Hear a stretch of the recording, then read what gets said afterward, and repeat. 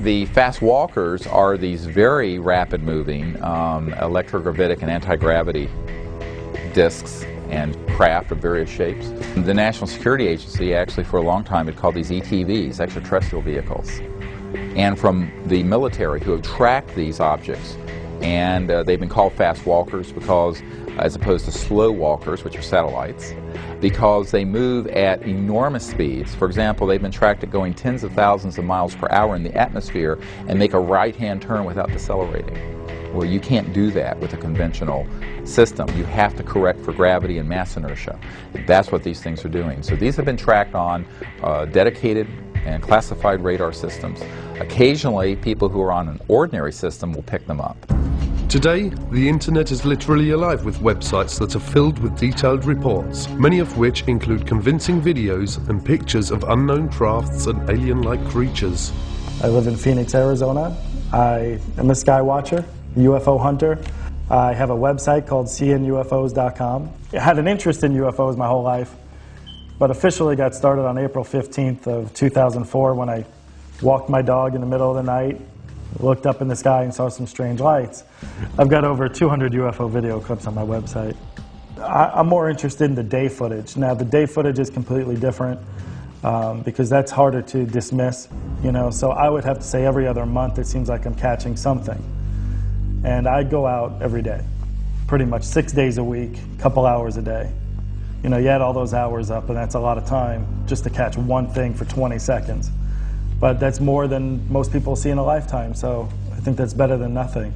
Well, I'm involved in the political resolution of the what we now call, I prefer to call the truth embargo that the government imposed on the facts regarding an extraterrestrial presence.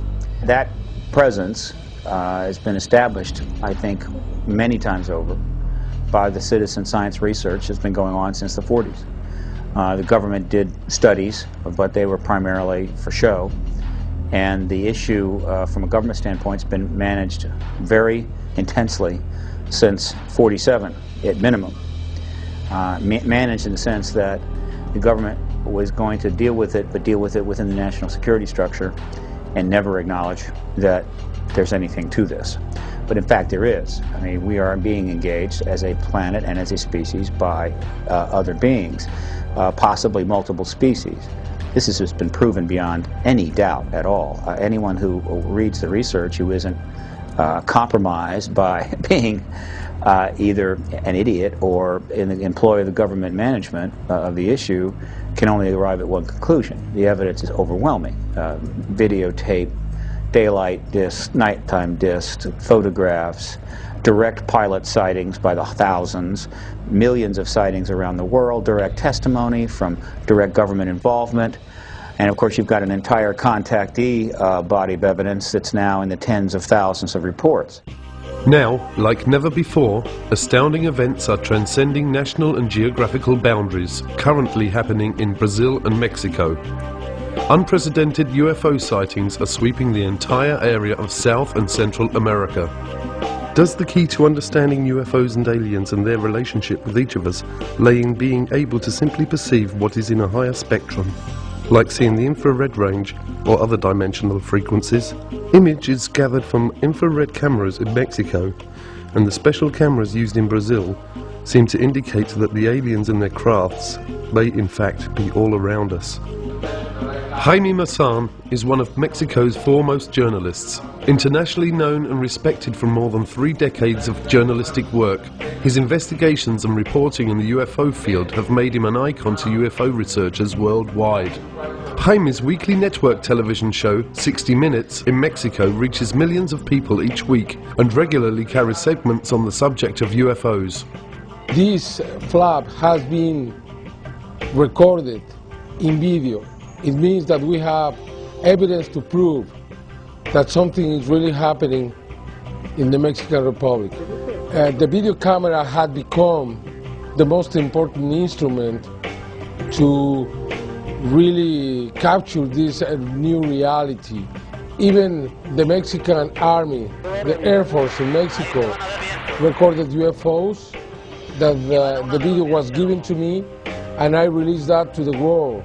In that case, that happened on March the 5th, 2004,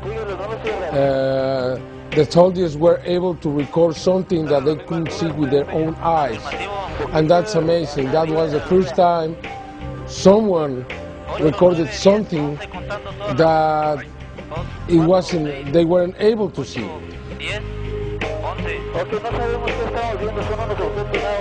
With Jaime Maussan aboard a plane coming from San Antonio to Mexico City, flying over a place called San Luis Potosí to film a UFO, following the plane. It was detected by the radars, and I have everything on film. So for us it's normal. Maybe because we're searching for it, maybe because we are trying to look for this reality, maybe they are following us. I don't know, but it happened to me that at least 50 times, maybe more. There are objects that we cannot see with our own eyes, but they are there, they are watching us. In the last months in Mexico, after thousands of videos, we have been registering some of the most spectacular videos. You can see hundreds and hundreds of objects making formations and flying together, exactly the same thing that you can see in the military video. These formations moving at the same speed, in the same direction, at the same altitude.